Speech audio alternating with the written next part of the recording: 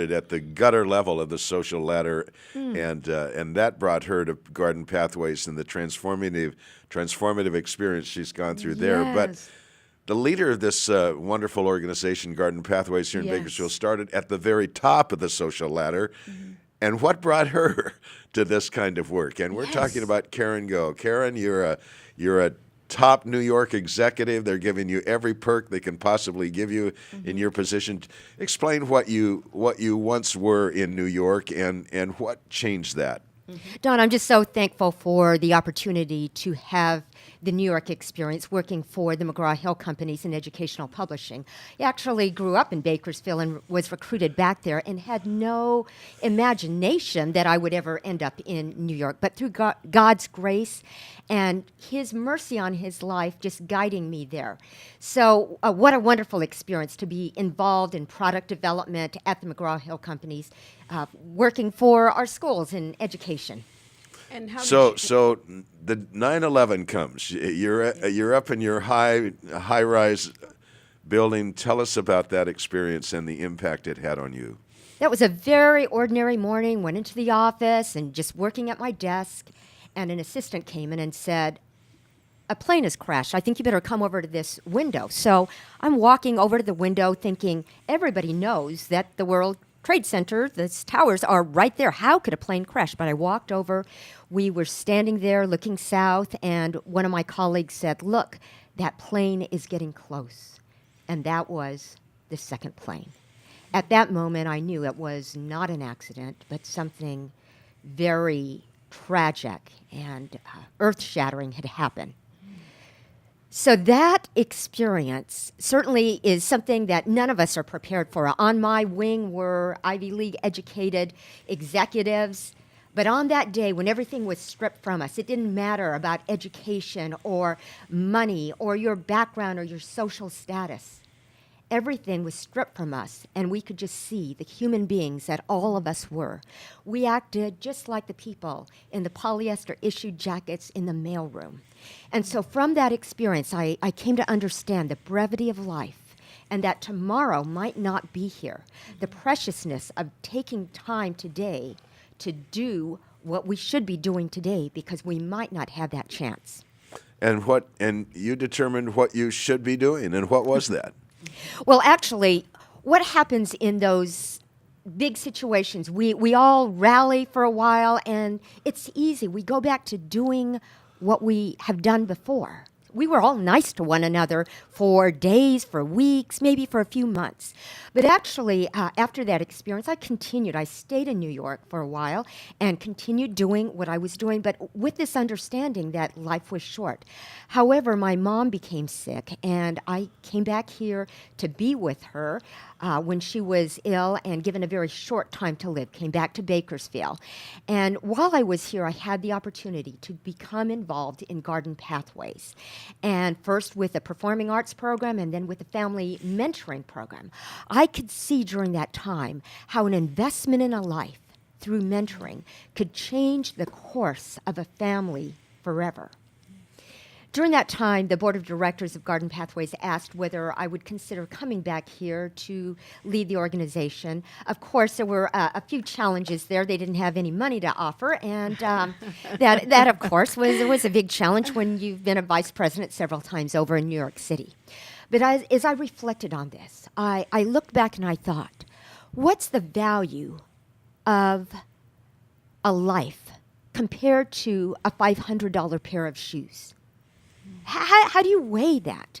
And as I began to examine my heart and think about the one chance that we have to pass through life, the opportunity to give back to the community that had given so much to me when I was growing up, I chose to come back to Bakersfield and lead Garden Pathways full-time as executive director and had the opportunity to volunteer for 6 years.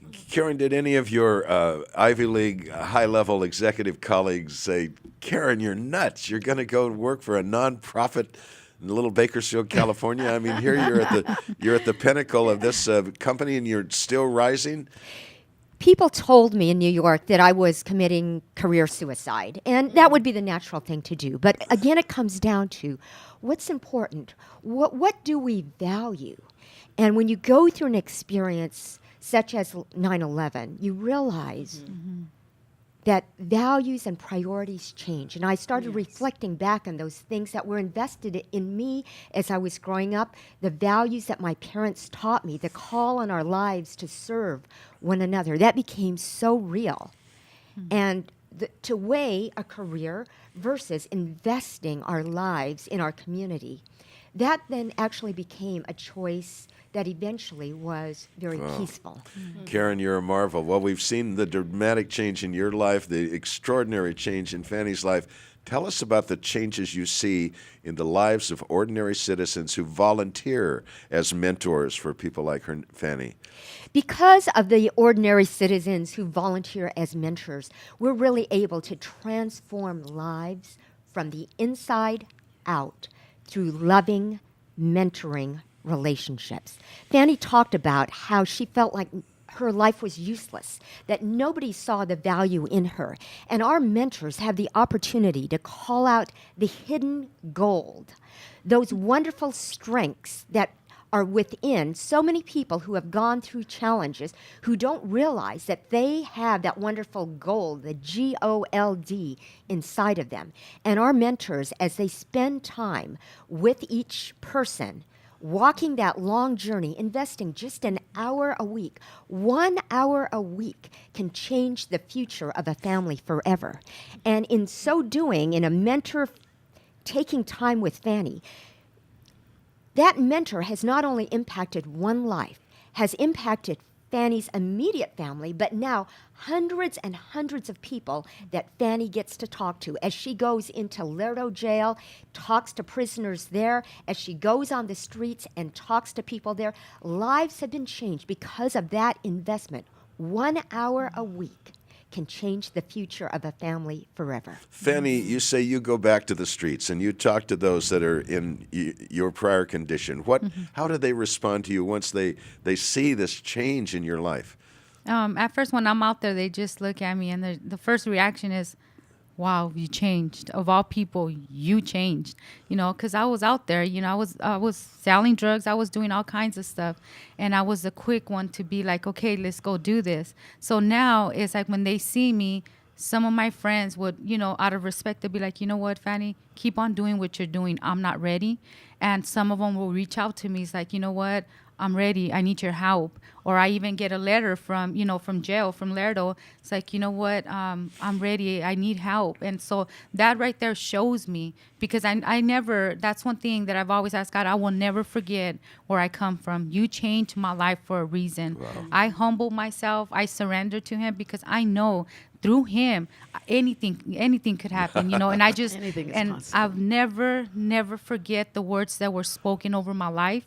And like Karen just said, I had one mentor, and I made all of my staff at Garden Pathways my mentor, because I made sure that when I walked in those office that they were going to hear me out, because I know if you can't hear me out, I would go so quick to go back to the streets. So now I have the privilege to work with Garden Pathways and to also be on the streets on 34th Street outreach.